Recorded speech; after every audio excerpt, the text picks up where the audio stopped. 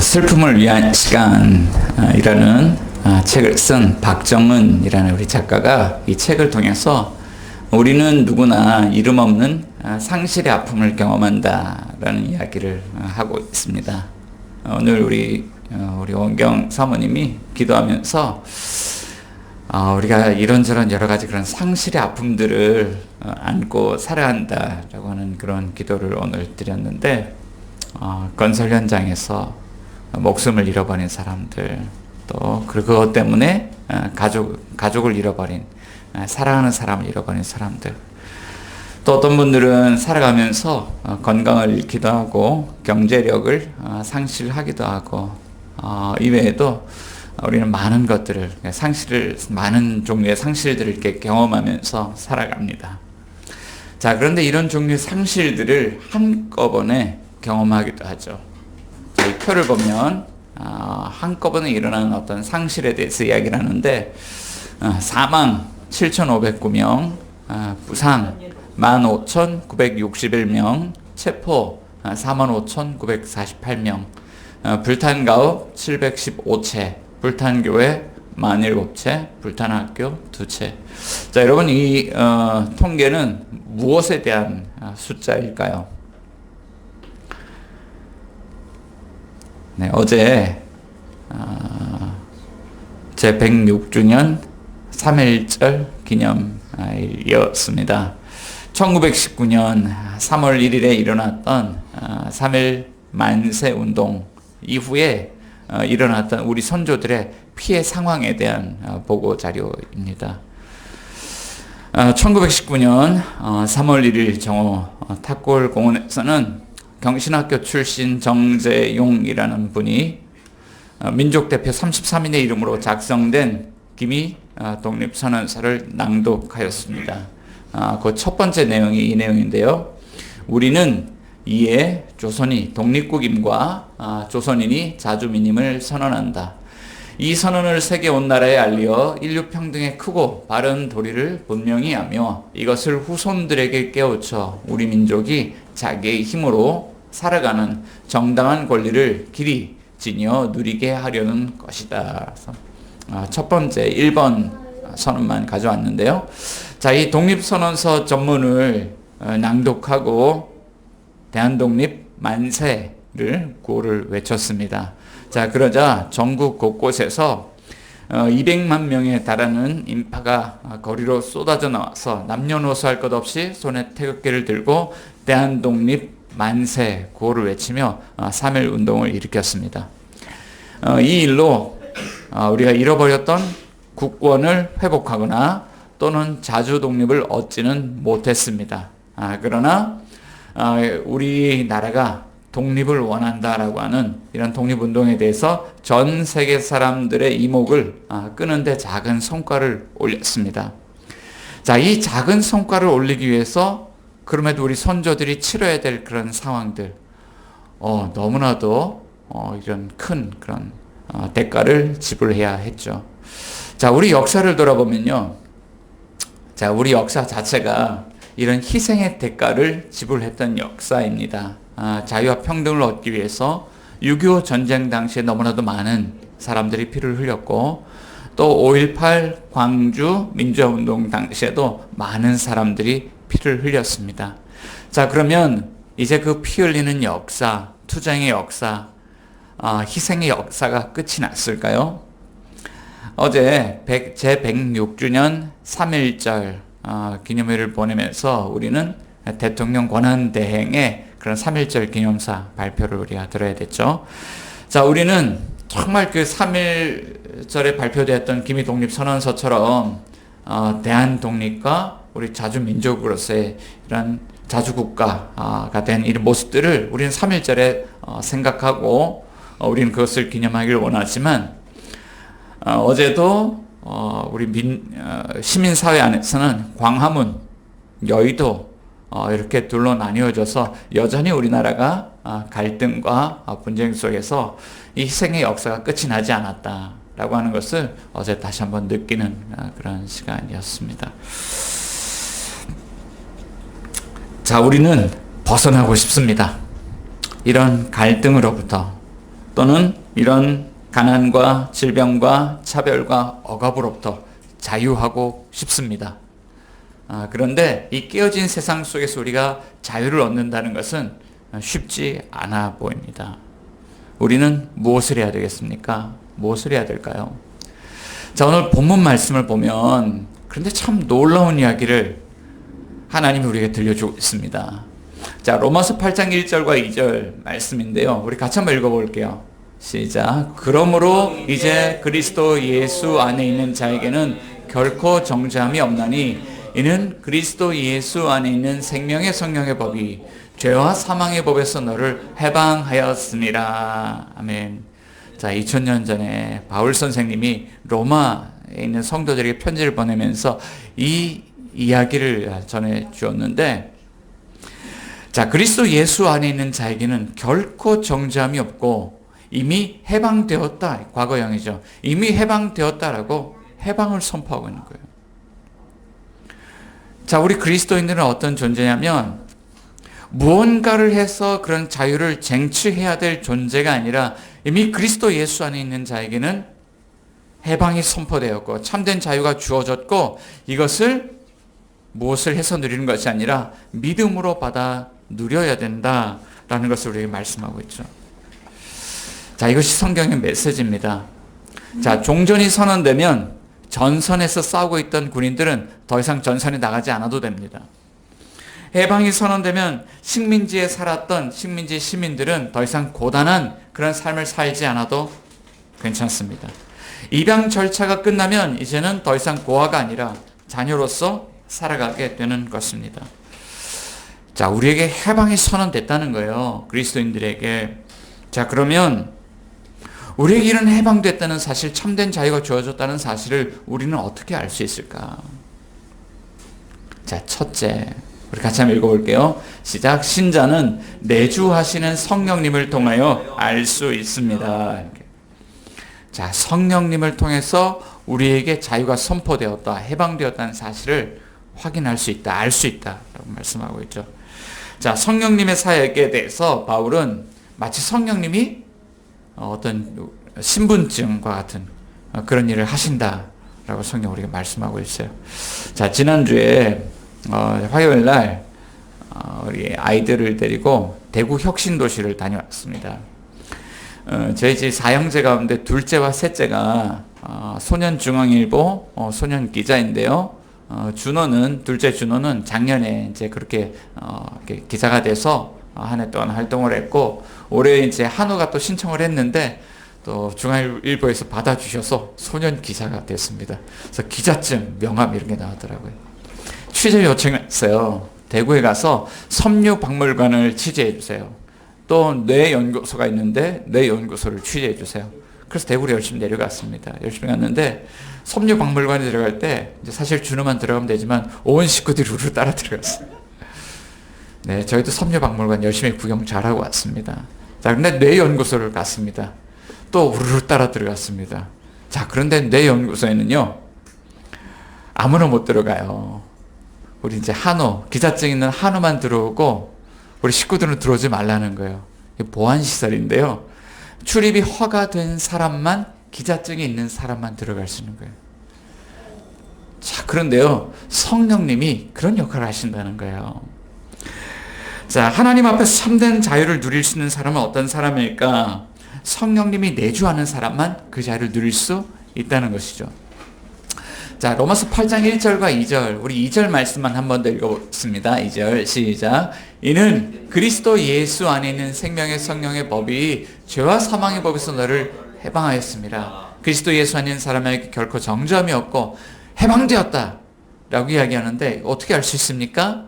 우리 안에 있는 생명의 성령을 통해서, 그분이 내주하시는 것을 통해서 알 수 있다 말씀하고 있죠. 자, 2절 말씀 가운데 보면 여기에 두 개의 법이 나옵니다. 하나는 생명의 성령의 법, 또 하나는 죄와 사망의 법이 나와요. 여러분, 이 법은 같은 법일까요? 다른 법일까요? 네, 표현은 다르지만 같은 법이죠. 하나님의 법입니다. 율법입니다. 자, 바울은 로마서 7장에서 전에 나온 7장에서 이 율법에 관한 이야기를 했습니다. 율법이 뭘까? 자, 7장 12절 가운데 보면 이로보건대 율법은 거룩하고 계명도 거룩하고 의로우며 선하도다. 자, 율법은 거룩하며 의로우며 선하다 이야기합니다. 이것은 하나님이 얼마나 거룩하고 얼마나 의롭고 얼마나 선하신지 하나님의 기준을 보여주는 법이 바로 하나님의 법, 율법입니다. 자, 그럼 율법의 기능은 뭘까요? 자, 로마서 7장에서 율법의 기능에 대해서도 이야기를 하는데 이 율법으로는 우리를 죄로부터 구원하지 못한다. 율법은 우리를 죄로부터 구원하는 기능은 없습니다. 이 율법의 기능은 뭐냐면 우리가 하나님의 기준에 부합한지 아닌지 그것을 분별해 주는 법이에요. 그러니까 우리에게 만일 죄가 있어서 하나님의 기준에 미치지 못한다 그러면 우리 안에 있는 죄가 더 도드라지게 하는 것이 바로 하나님의 율법이라는 것이죠. 자, 그러면 이 율법엔 구원의 기능이 전혀 없을까요? 자, 율법 앞에서 구원받을 수 있는 사람이 있습니다. 하나님의 기준에 부합한 사람. 하나님의 율법을 100% 지킨 사람. 그 사람은 구원을 받을 수 있죠. 자, 하지만 만일 죄가 하나라도 이 율법 앞에서 드러나게 되는 날에는 바로 우리에게 이렇게 선언하죠. 죄의 싹은 사망이다. 형벌을 받아야 된다는 거예요. 자, 그런데 질문입니다. 이 하나님의 법을 완벽하게 지킨 사람이 있을까요? 아담과 하와 이래로 에덴 동산에서 첫 원죄를 지은 이래로 하나님의 기준에 부합한 사람이 하나도 없었어요. 그래서 바울은 3장 10절에서 의인이 없나니 하나도 없다. 의인이 없었다라고 이야기를 합니다. 자, 그런데 우리가 하나님의 법 앞에서 어떻게 완벽한 인간으로 살아갈 수 있을까? 그런데 성경이 우리에게 알려주는 건 이거예요.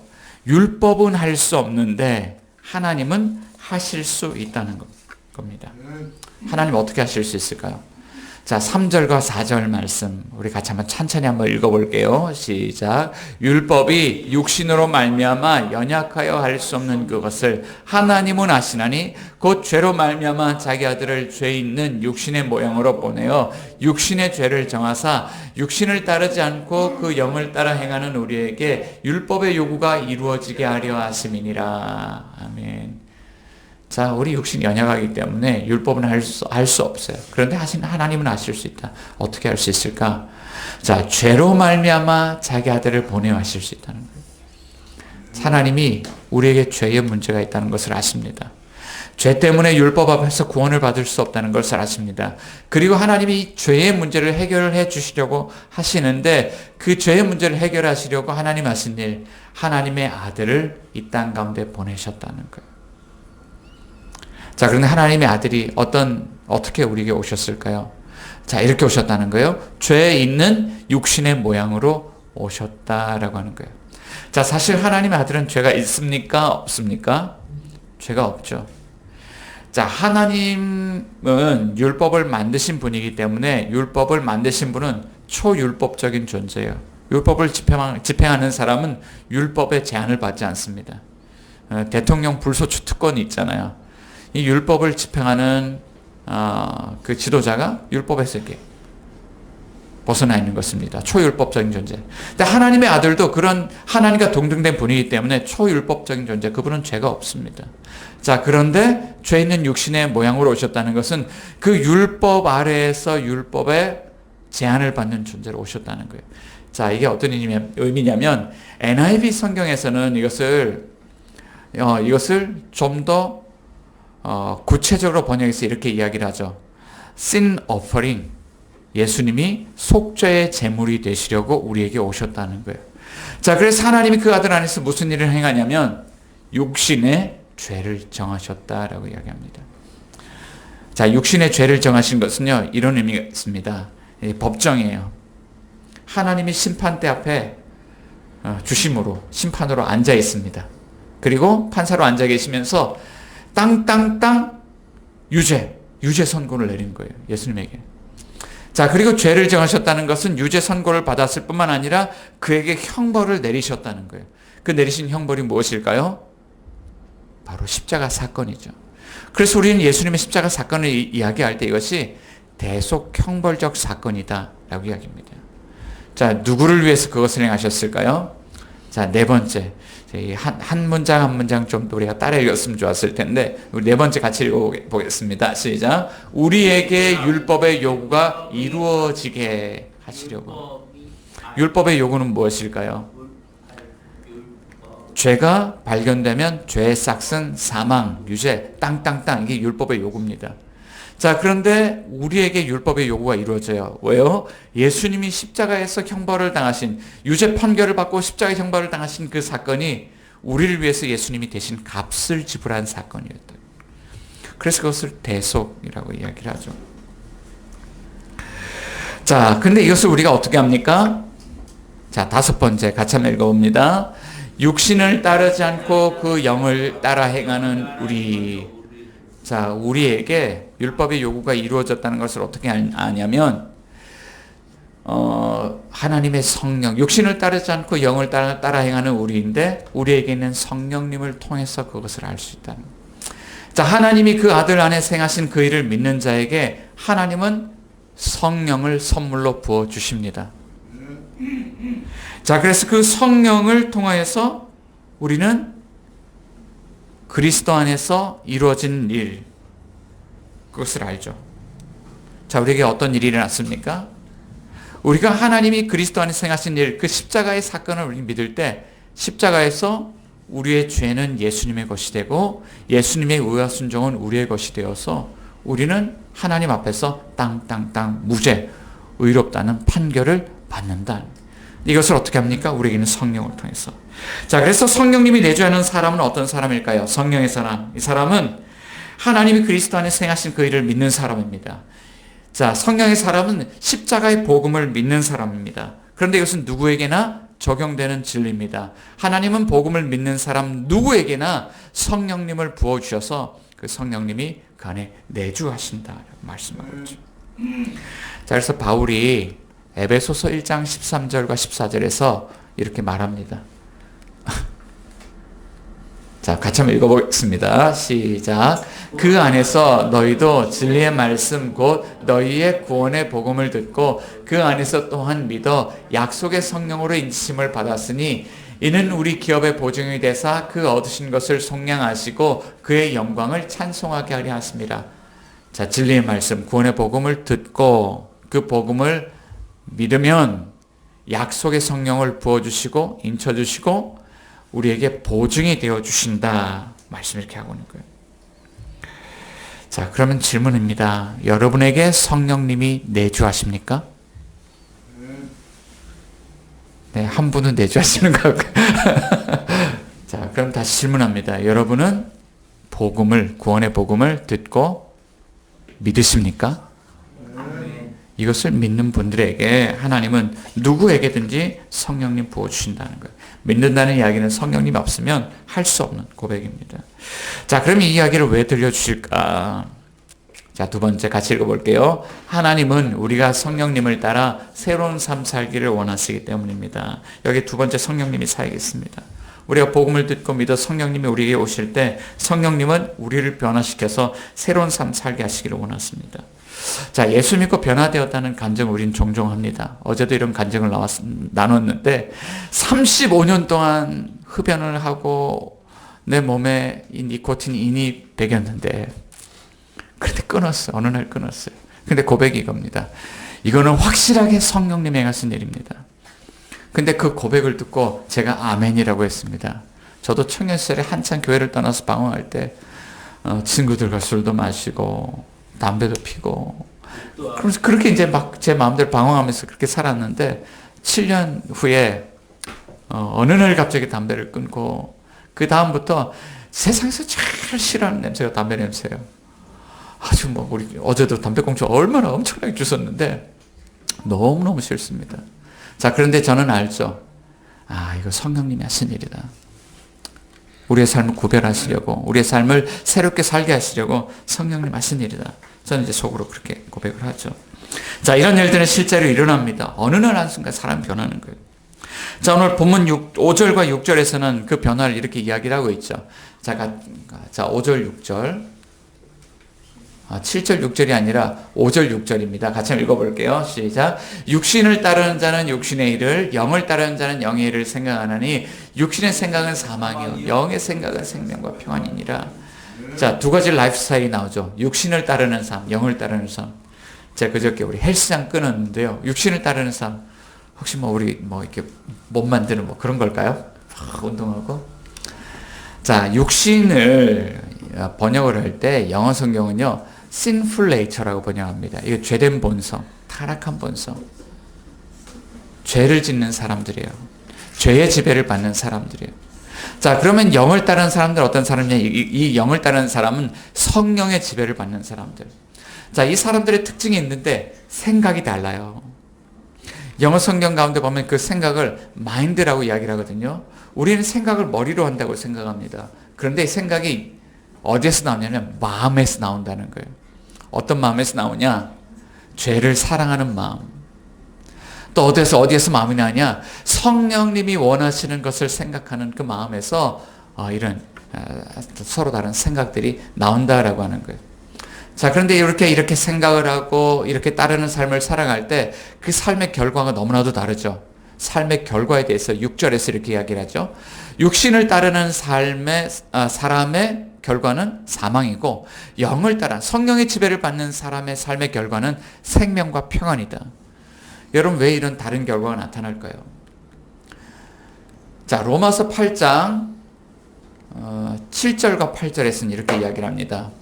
7절 8절 같이 읽어볼게요. 시작. 육신의 생각은 하나님과 원수가 되나니 이는 하나님의 법에 굴복하지 아니할 뿐 아니라 할 수도 없습니다. 육신에 있는 자들은 하나님을 기쁘시게 할 수 없느니라. 육신의 일을 생각하는 사람, 마음속에 죄에 대한 욕망이 들끓는 사람들은 이걸 싫어해요. 하나님과 원수가 됩니다. 하나님 싫어해요. 성경 이야기 듣는 거 싫어해요. 복음 듣는 거 싫어해요. 교회 이야기하면 교회 교자도 꺼내지 말라 그럽니다. 그러니까 당연히 하나님 말씀대로 살아갈 수가 없죠. 자, 그렇지만 성령님의 지배를 받는 사람은 어떻게 합니까? 마음 안에서 성령님의 거룩한 열망, 그 뜻대로 살기를 원해요. 그러니까 이런 고민을 하죠. 내가 어떻게 하면 하나님을 기쁘시게 할까? 내가 어떻게 하면 하나님을 기쁘시게 할까? 그런 고민한다는 거예요.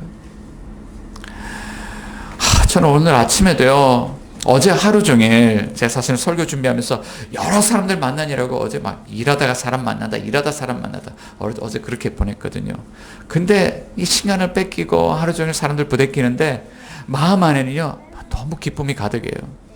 그런데 오늘 아침에도요, 막 기쁨이 가득한 거예요. 설교 준비를 지난 주 중에 이렇게 좀 구상을 하다가 실은 어제 이제 이런 이야기들이 좀 많이 좀 바꿨는데, 금요일 날 우리가 금요기도회 이제 시작을 했거든요. 4사람이 모여서 금요기도를 했는데 금요기도 하기 전에 이런 고민을 했어요. 예전엔 금요기도회를 목회자가 일방적으로 준비해서 막 진행을 했는데 좀 우리가 공동체적으로 함께 할 수는 없을까? 어떻게 하면 공동체가 함께 이 기도를 할 수 있을까? 그리고 고민한 게 목회자만 하지 말고 같이 하면 좋겠다. 그 찬양도요, 우리 승호 형제 이런 찬양 했으면 좋겠습니다. 그 찬양 뽑았어요. 설교도요, 제 본문 설명만 간단하게 나누고 본문에 대한 그런 나눔들을 가졌습니다. 자, 그리고 기도 제목도요, 제가 준비하지 않았어요. 뭘로 기도할까요? 기도 제목을 물어봤습니다. 자, 그런데 너무너무 감사했어요. 세계를 품고 한국 사회를 품고 또 우리 이웃과 교회와 또 가정과 개인을 품고 기도하는데 이런 고백이에요. 우리 교회 성도들을 생각을 하면 한 사람 한 사람의 제 마음 안에서 그냥 스쳐 지나가는 사람이 없습니다. 그런데 교회 안에 있는 사람만 그냥 스쳐 지나가는 사람이 없는 게 아니라 교회 밖에 있는 이웃들 중에서 마음 안에 들어있는 사람들이 있는데 그 사람들도 그냥 지나쳐가지 않는 거예요. 근데 그분들 위해서 기도하는데요, 가슴이 뭉클하게 올라오는 거예요. 자, 그런데 우리 기도만 그렇게 하지 않습니다. 어제요, 청소를 하는데 우리 장로님 부부, 또 우리 전사님, 저 이렇게 4명 해가지고 같이 청소를 했습니다. 청소를 막 하고 이제 집에 갔어요. 제가 이제 조용하게 설교 준비하면 되겠다 그러는데, 화장실이 가고 싶어서 가는데, 뭐가 삽질하는 소리가 막 들리는 거예요. 창문을 열어봤더니, 우리 장로님이 집에 갔다가 다시 자전거 타고 오셔서, 주차장에 정리 안 된 것들을 깨끗하게 정리를 하고 계십니다. 옆집까지 막 정리를 하고 계세요. 사람들이 이해를 못하죠. 그거 옆집 건데 왜 정리합니까? 장로님 섬기는 그런 마음으로 이렇게 정리를 해주셨어요. 그러고요, 이제는 끝났겠지 하고 설교 준비하는데 저녁에요, 똑똑똑 우리 전도사님이요, 제가 저녁 안 먹고 설교 준비하는 걸 알고 도시락을 사오셨어요. 삼계탕을 끓여가지고 그 죽을 끓여가지고 김치하고 오이스틱하고 고추장하고 세상에 그런 도시락 제가 처음 먹어봤어요. 얼마나 기쁜지. 근데 오늘 아침이 됐는데 보통 이제 승우 형제가 저보다 먼저 하는데 오늘 늦게 오는 거예요. 이 친구가 왜 안 오지? 그런데 양손에 뭘 무겁게 이렇게 쌌거든. 오더니 찬양팀 자리에 물병 한 개씩 올려놓고요. 또 커피를 몇 잔을 뽑았는지 모르지. 커피 하나, 둘, 셋, 네 잔, 세 잔 뽑았어요. 네 잔 뽑았어요. 제 것도 뽑아온 것 같아요. 맞아요? 감동해요. 서로 섬기려는 마음들이. 우리 집사님 오셔서 아침에 막 물 주시고. 야, 이런 일들 왜 할까요? 왜 섬길까요? 저는 우리 성도님들 마음속에 그 마음이 있다는 걸 압니다. 하나님을 기쁘시게 하는 일들을 어떻게 하면 하나님 기쁘시게 할까? 그런 마음의 동기가 있는 거죠. 자, 하지만 우리 교회 문 밖을 나가면 교회 밖 세상은 왜 그럴까요? 교회 안에서 갈등하고 싸우는 것으로 부족해서 이 기독교가 사회적 갈등의 중심에 서서 대립과 정죄와 혐오와 폭력을 낳는 일들을 합니다. 자, 바울은 로마서 13장 10절에서 사랑은 율법의 완성입니다 라고 이야기하는데 도대체 이 삶 가운데, 세상 가운데 그 사랑이 어디에 있는지 찾아보기 어렵습니다. 여러분 어떻습니까? 여러분들은 영을 따라 성령을 따르는 그 삶을 살아가고 있습니까? 자, 만약 그렇지 않다 그러면 어떻게 우리는 성령의 지배를 받는 삶을 살아갈 수 있을까? 마지막으로 이렇게 이야기를 하죠. 같이 읽어볼게요. 시작. 성령님과 하나됨으로 성령을 따르는 새로운 삶을 살아갈 수 있습니다. 성령님 따르는 삶은요, 성령님과 하나 되면 되는 거예요. 성령 안에서요, 성령님을 따르지 않으려야 따르지 않을 수가 없죠. 자, 바울은 질문해요. 9절과 10절 말씀에서요. 같이 읽어볼게요. 만일 너희 속에 하나님의 영이 거하시면 너희가 육신에 있지 아니하고 영에 있나니 누구든지 그리스도의 영이 없으면 그리스도의 사람이 아니라 또 그리스도께서 너희 안에 계시면 몸은 죄로 말미암아 죽은 것이나 영은 의로 말미암아 사는 것이라. 자, 바울이 질문하죠. 여러분 속에 하나님의 영이 거하십니까? 여러분 속에 그리스도의 영이 거하십니까? 여러분 속에 그리스도께서 거하십니까? 세 번이나 묻고 있어요. 여러분 안에는 성령님이 거하십니까? 자, 그런데 특이사항이 한 가지가 있습니다. 자, 그동안 영에 대한 이야기를 하다가 어떤 이야기를 하냐면 하나님의 영, 그리스도의 영, 그리스도. 이 세 가지 표현을 동일한 의미로 사용하고 있다는 거예요. 다시 이야기하면요, 이런 거예요. 하나님, 예수님, 성령님을 한 분이라고 보는 겁니다. 자, 성령님이 내 안에 거하시고 우리가 성령 안에 거하신다. 자, 그럼 이 다른 표현은 무엇일까요? 이게 1절과 2절에서 그러므로 그리스도 예수 안에 있는 자에게는 그리스도 예수 안에 있다는 것이 성령님이 내 안에 거하고 내가 성령님 안에 거하는 삶이다. 여기 이야기를 하고 있는 거죠. 자, 그러니까 바울은요, 이 진리를 깨달은 거예요.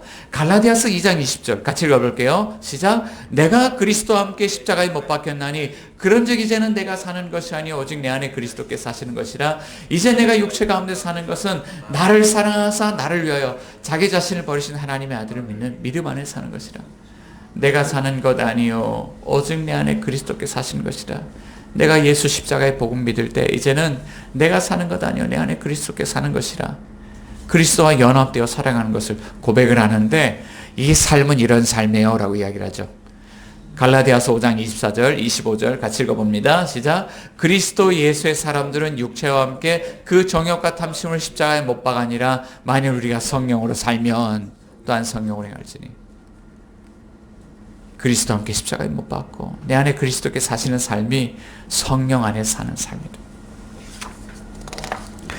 자, 그러니까 내가 그리스도 안에서 산다는 것, 내가 성령 안에 산다는 것, 그리스도와 연합되고 그리스도 안에 있는 그리스도와 연합된 사람들, 성령 안에 있는 사람들, 이 공동체와 함께 더불어 살아가는 것, 이게 성령 안에 살아가는 사람들.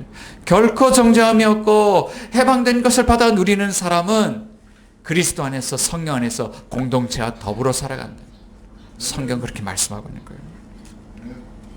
사랑하는 여러분, 여러분에게 결코 정죄함이 없습니까? 여러분에게 참된 자유가 있습니까? 여러분에게 성령님이 있습니까? 여러분 영을 따르는 삶을 살고 있습니까? 주님은 오늘도 여전히 그 자리로 우리를 초대하고 있습니다.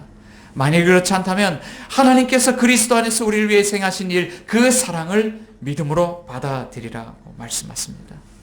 그 초대에 응하시기 바랍니다. 그리고 성령님의 사람으로 주님을 기쁘시게 하는 저와 여러분들 되실 수 있기를 주님의 이름으로 축원드립니다.